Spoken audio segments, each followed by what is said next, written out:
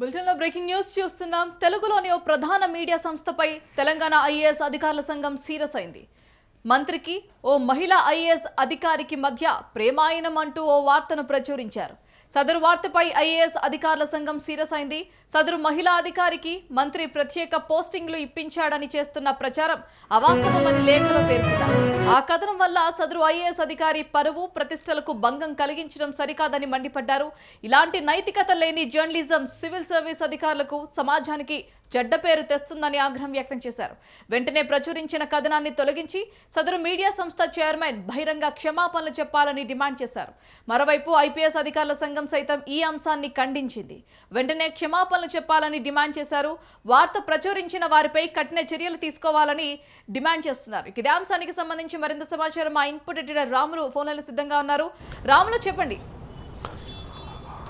భారతి ఏదైతే రాష్ట్ర రాజధానిలోని సచివాలయంలోని వివిధ శాఖల్లో పనిచేస్తున్న మహిళా ఐఏఎస్ మరియు ఐపీఎస్ అధికారుల పట్ల కొన్ని మీడియా సంస్థలు అదేవిధంగా సోషల్ మీడియాలో ఇటీవల విచ్చలవిడిగా పెద్ద ఎత్తున అసత్య ప్రచారాలు చేస్తున్నారని చెప్పి తెలంగాణ ఐఏఎస్ అధికారుల సంఘము అదేవిధంగా తెలంగాణ ఐపీఎస్ అధికారుల సంఘము ఈ కథనాలపై సీరియస్గా మండిపడింది, సీరియస్గా మందలించింది.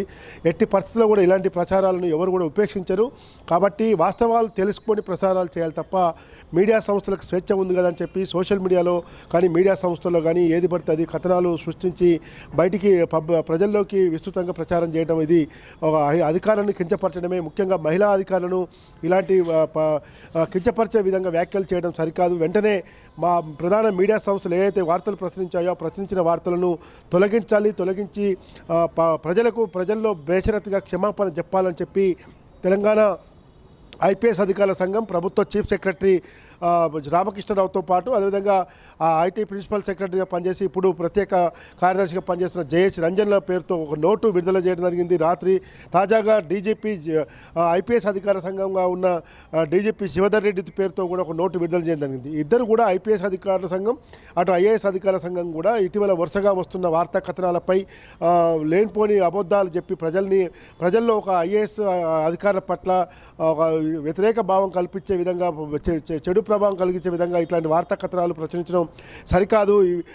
కాబట్టి రాష్ట్ర ప్రజల్లో కానీ ప్రభుత్వానికి కానీ చెడ్డ పేరు తెచ్చే విధంగా ఈ విధమైన చర్యలు ఉపేక్షించమని చెప్పి అధికార సంఘాలు పెద్ద ఎత్తున ఖండించాయి. వెంటనే వాటిని తొలగించాలి, బహిరంగంగా క్షమాపణ చెప్పాలి, లేదంటే చట్టపరమైన చర్యలకు కూడా మేము వెనుకాడబోమని చెప్పి అది ఐపీఎస్ అధికార సంఘం ఐఏఎస్ అధికార సంఘం కూడా తీవ్రంగా ఖండించాయి. కాబట్టి అది ఏ న్యూస్ ఛానల్ అయినా సరే, ఏ సోషల్ మీడియా సంస్థ అయినా సరే చట్టపరంగా మాత్రం మేము చర్యలు తీసుకుంటాము. వెంటనే బహిరంగంగా క్షమాపణ చెప్పాలి.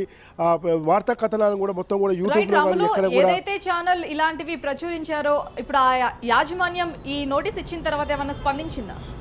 అంటే ఇంతవరకు అధికారికంగా ఎక్కడ కూడా ఈ నోటీసు పైన ఏ ఛానల్ అయితే ప్రచురించిందో ఆ ఛానల్ యాజమాన్యం కానీ ఆ ఛానల్ సంస్థ కానీ ఎక్కడ కూడా ఇంకా అధికారికంగా నోటు మాత్రం ఎక్కడ ఇవ్వలేదు. బహిరంగ క్షమాపణ చెప్తున్నట్టు కానీ ఆ వార్త కరెక్టా కాదా, నిజమా అబద్ధమా అనేది కూడా అధికార సంఘం ఆరోపిస్తున్న ఖండనకు కూడా వాళ్ళకి ఇంకా ముందుకు రాలేదు. కాబట్టి ఇటీవల మంత్రులు అధికారుల మీద అని చెప్పి మహిళా ఐఏఎస్ అధికారుల పైన మహిళా ఐపీఎస్ అధికారుల పైన కానీ ఏ అధికారి పైన అయినా లేనిపోని కథనాలు సృష్టించి ప్రజల్లో ఒక చెడు వాతావరణానికి తీసుకురావద్దు. ఎందుకంటే ఇది పాలనాపరమైన ఇబ్బందులు కూడా తలెత్తాయి. ఎందుకంటే ఒక కమిట్మెంట్ కోసం రాష్ట్ర అభివృద్ధిలో ఐఏఎస్లో ఒక ప్రధాన భాగస్వామిగా పనిచేస్తున్న తరుణంలో ఇలాంటి వార్తా కథనాలు ప్రచురించడం వల్ల ఒక వ్యతిరేక భావాలు కలుతాయి, ఒక చెడు అభిప్రాయం కలుగుతుంది. కాబట్టి ఇట్లాంటి చర్యల పట్ల మేము తీవ్రంగా ఖండిస్తూ ఉన్నాము.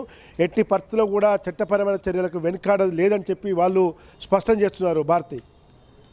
Right Ramulu, thanks for the update.